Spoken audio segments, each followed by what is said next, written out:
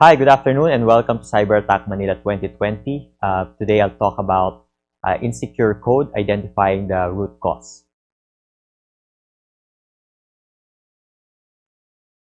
So fixing code in production, as you can see here, it's a lot tougher, a lot more expensive to fix codes in production.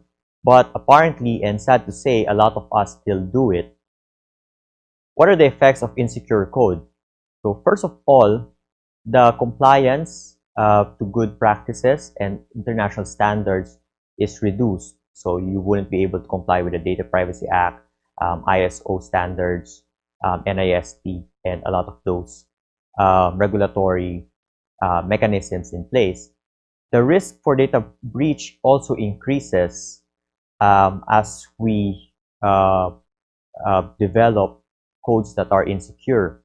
The risk for legal issues are likewise increased, thereby increasing the cost to the organization. And if and when data breach happens, you lose credibility and you also lose your customers. What are the causes of insecure code? First, testing. Okay, we do not test as often as needed. We do not test fast enough.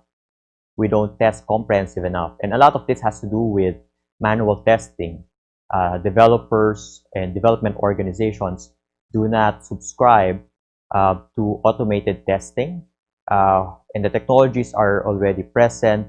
There's a lot of learning materials out there. It's just a matter of doing it. Development, apparently, there's no or secure code practices are not embedded in the requirements of for the software themselves. Now, it may be explicit or implied, but what's important is it's being followed by the developers. So if the development requirements include secure coding practices, it's easier for the developers to follow and to adhere to. It's also easier for them to pan out or to understand how much time and effort is required for them to develop the program within the requirements, including the security requirements. Not a lot of developers are following best practices as well. So this must be enforced by adopting or subscribing to specific standards of the organization. There needs to be a playbook for the best practices to be followed by the developers.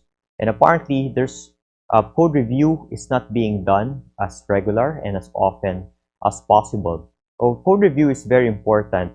It allows both the mentor and the mentee, okay, those who are reviewing the codes and those who wrote the codes, to learn from each other and identify what else to be improved in their coding practices. And lastly, a lot of developers do not follow frameworks. Okay, frameworks are very important because it structures your coding practices so that you'll be forced to follow the best practices, and at the same time, you have this global community of people, of developers who are happy to help you to write code securely, to write codes better. Another point is training. So if organizations do not follow standard guidelines, they wouldn't be able to identify what to learn, okay, which standards to follow. A lot of developers do not have formal training in cybersecurity best practices. Most of them just learn from experience, and that's one of the reasons why there's a lot of insecure coding practices.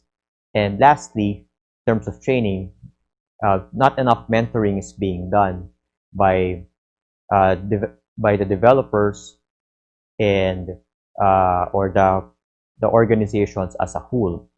Okay? So mentoring is very important, but the challenge with mentoring is, number one, if the mentor also doesn't know what they're doing, then it cascades throughout the organization. So the mentors also need to follow best practices. They need to do the best practices themselves and practice it and cascade that to the rest of the organization. The root cause of insecure code apparently boils down to culture. It's very important for the organizations to define their culture in terms of following coding best practices, specifically in secure coding best practices. Organizations, the top management, the leadership needs to define the principles, what principles to follow. If you are to follow, do it right the first time, secure the codes the first time, and those are some of the key principles that you should follow. Defining the standards, which coding standards you should follow, which frameworks you should follow, and how do you follow them. You also need to develop the capacity of each member of the team. So from the upper management, from the leadership, their understanding of cybersecurity, their understanding of cybersecurity best practices and cybersecurity or secure code best practices needs to be uh, well known throughout the organization. It's also very important for the organization to make it a habit. It's not just something that they preach about, it's something that they actually do. It's something that they don't just do on a one-time basis right after the trainings. It's something that they do every day, they follow every day. It needs to be part of their performance management. It needs to be measurable, okay? And the organization needs to follow the measurement criteria to identify the success of each and every developer in terms of following secure coding best practices. And lastly, developers and the development organizations need to celebrate success. They need to celebrate the success of shipping not only software that works, but software that's secure, that's usable, has good user experience, but at the same time will prevent any breaches in the future. So I'll end this discussion with a quote. It takes 20 years to build a reputation and few minutes of cyber incident to ruin it. So thank you. If you have any questions, just drop me a line. I'll be happy to answer that. Thank you. All right, Kit, thank you for coming over. Thank you and good afternoon, and thank you for having me here. So how are you?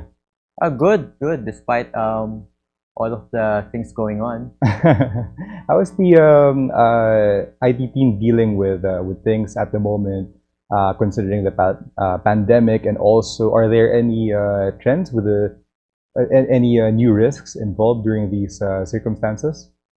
Well, we are in the healthcare industry. We're in the hospital industry, which is at the front and center of all of this action in the past few months. And I guess to oversimplify, my 5-year roadmap has been shortened to 5 months, right? So all of the things that needs to be digitized and converted to electronic, a lot of things needs to be moved to the cloud, needs to be expedited in a very short span of time. We've also experienced a lot of risks in the past few months. We've seen a huge surge of threats trying to come into our infrastructure, and we're just trying to keep up both with biological virus and all of these virtual viruses for that matter. Right. I'm almost 99% sure that you're how to say this, like, prepared for this kind of incident, like let's say for the SARS and the MERS. How has the shift towards working from home been for yourself and for the team? Well, it's a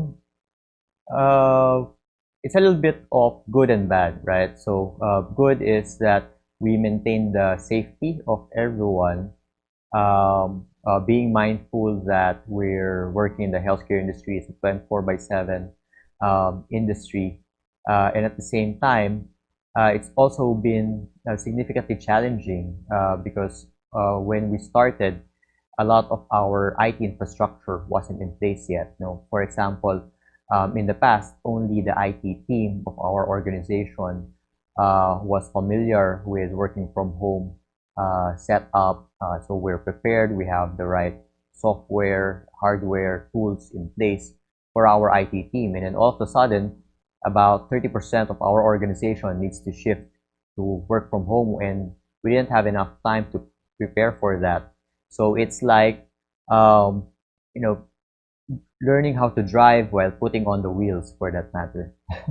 So circling back to the topic of cybersecurity, how can people keep cybersecurity at the top of their minds from both a corporate perspective and also from the ordinary Filipino who keeps most of their information online? Right. Well, it's very important for you to think of your users, think of your clients, think of yourself, right? When you're sharing information, dealing with information. For example, our industry again in the past few months has a very big surge of data collection exercises, right? So, practically every mall, every establishment, you scan a QR code, you fill out a health declaration form, and so on. So you also need to be very mindful of what information you're sharing and why you're sharing those information. For the organizations, uh, the breadth and depth of IT adoption has significantly increased, right? So, your usual food kiosk, for that matter, wouldn't really care about, putting up website, using applications for their business, suddenly have a significant uh, need for that. They have health declaration forms, they're collecting information, they may be sharing those information with authorities. They're also doing a lot of e-commerce, a lot of cashless banking, cashless payments nowadays, and you just have to be very mindful both from a company, an organization that collects, maintains, and tries to secure the data of this information, and also as a user, right? So if for whatever reason you're not comfortable sharing those information, you're not comfortable with how you perceive that organization collects and secures those information, then I mean that's something that's up for you as a consumer, right? Whether you're still going to deal with those organizations or not. Right. Um, with actually got 5, 4, 3, 2, 1. So Kit, most of our viewers are actually from corporations, conglomerates, but for let's say SMEs, small medium enterprises, how can they start building on the foundation for cybersecurity? Not everyone has a full IT team. Not everyone is properly equipped. How do they begin the process? Well, you need to start with the basics, right? And the fundamental of principle in cybersecurity is having a cybersecurity mindset.